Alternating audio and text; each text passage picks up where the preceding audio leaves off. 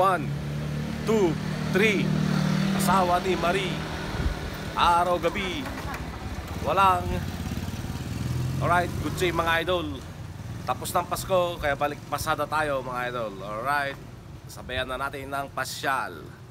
Check it out.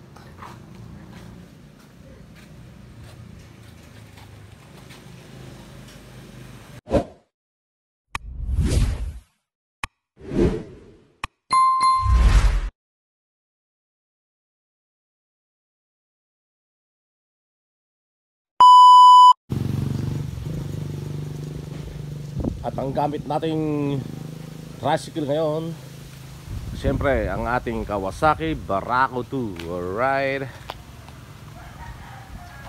Kawasaki Barako 2.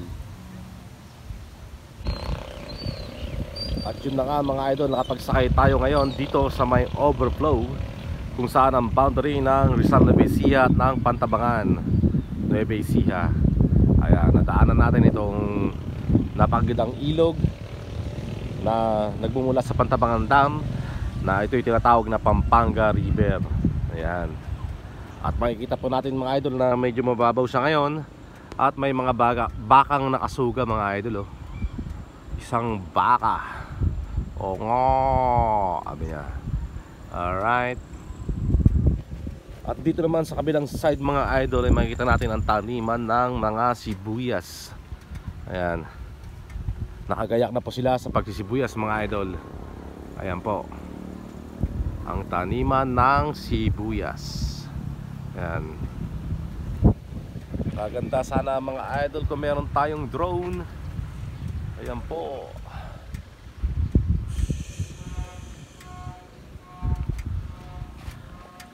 Alright. Ayan, sa atin naman pangalawang biyahe mga idol ay dito tayo sa Poblacion West, kung saan matatagpuan itong radial o radial na tinatawag. Ayan. Ito po ay irrigation kung saan kumukuha ng patubig ang mga magsasaka. Nagmula rin po ito sa Pantabangan Dam mga idol.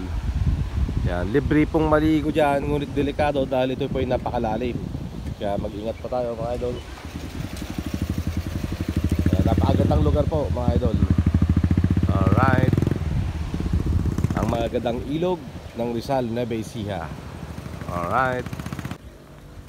Yan. At sa atin naman pong pangatlong biyahe mga idol, andito tayo sa Barangay Santa Monica, Purok 6 o Purok 6. Dito tinatawag na Pada-Pada mga idol. Yan, Barangay Sitio Pada-Pada ng Santa Monica. Alright.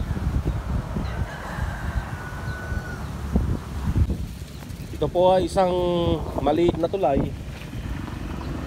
At meron tong irrigation mga idol. Dalawa ang irrigation niya. Ayan. Magkahiwalay po ang kanilang irrigation. Ayun pa isa. Ito yung mga libreng pasyalan mga idol. Walang bayad. Pwede kayong mamasyal dito kung gusto nyo mag-relax at mag-muni-muni. Ayan, isa pang irrigation yan mga idol. Yun, oh. Magandang kanyang tanawin. Alright. Ngunit mag-ingat lamang sa paglangoy dahil medyo malalim mga idol. Balita ko lampas tao daw ito.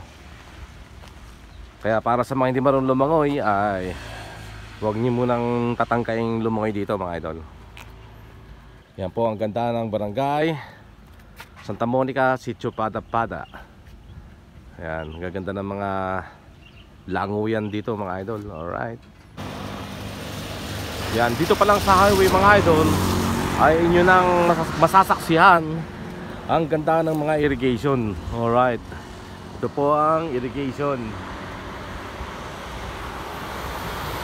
Ito po ay from Rizal Nueva Ecija going to San Jose City naman mga idol. Yan, papuntang San Jose City naman yan. At doon may nakasulat na isang babala na bawal maligo mga idol. Dito kasi malalim to, wala kang kakapitan. Dahil ito po ay isang creek kung saan hindi ganong slope. Ayan po siya mga idol, katabi ng mga palayan. Ang ganda ng kabukiran. Ang mga palay po yung mga nakikita nyo yan. At ito naman ng highway mga idol. Alright. Yan, sa atin namang ikapat na biyahe mga idol ay may nadaanan tayo nagsasabog ng abono o pataba sa kanilang mga pananim na mga palay mga idol. Yan, ganyan po ang tamang pagsabog ng abono o fertilizers mga idol. At tayo ay nandito ngayon sa daan papuntang Jollibee mula sa Poblacion West. Ito ay isang bypass road kung saan nakita po natin ng isang magandang ilog na naman. At dito pwedeng langoyan mga idol. Ayan. Dito safe. Ayan. At sa tingin ko hindi siya ganong malalim mga idol. Nakita naman natin ng agos. Kita naman natin. Alright. At may mga puno pa mga idol. Ito ay mga libre at walang bayad mga idol.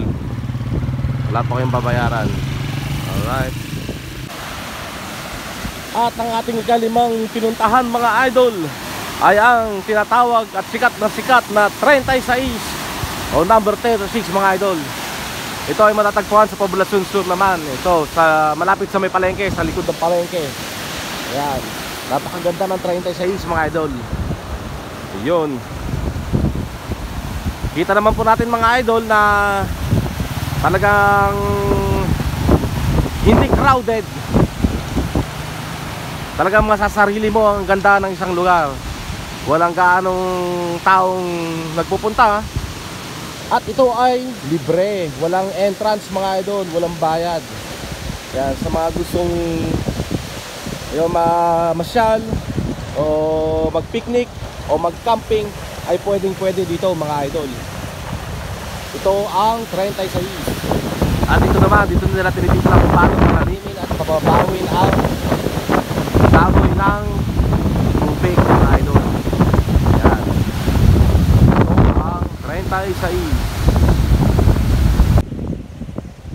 Tignan nyo ang ganda ng 36 mga idol. Yan. At ito ay bypass road papuntang Kabukbukan. At meron din isang maliit na irrigation dito mga idol. Ayan. Kung saan mukhang masarap din magtampisaw. Pwede ata sa mga bata to mga idol. Malinis ang tubig. Alright. Ito ang mga libreng pasyalan mga idol na hindi nyo na kailangan magbayad ng mga entrance. At higit sa lahat ay hindi ito crowded mga idol. Hindi siya crowded. Walang gaanong maraming tao mga idol. Masasarili nyo ang lugar, ang kagandahan ng isang lugar. Kung gusto nyo mag-camping, mag-picnic ng tahimik ay dito mga idol. Isang maliit na irrigation at isang malaking irrigation ng inyong matutunghayan. Ayan mga idol. Yan ang ganda ng 36.